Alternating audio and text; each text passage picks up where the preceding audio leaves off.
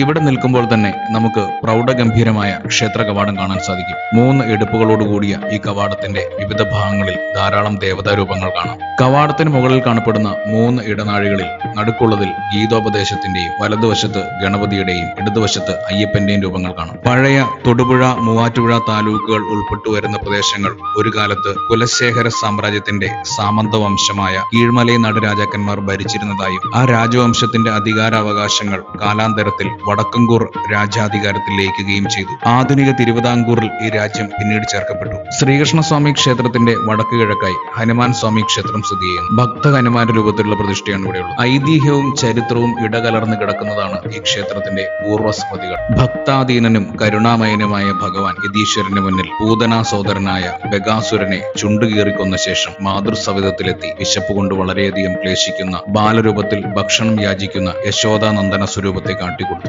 നിത്യവും 5 പൂജകളും നിത്യശീവേലികളും ദീപാരാധനയും പ്രധാന ദേവനായ ശ്രീകൃഷ്ണനുണ്ട്. കിഴക്ക് ഭാഗത്ത് വാതിൽമാടം ഭഗവതി സാന്നിധ്യവും തിരുമുറ്റത്ത് കന്നിമൂലയിൽ മഹാഗണപതിയുമുണ്ട്.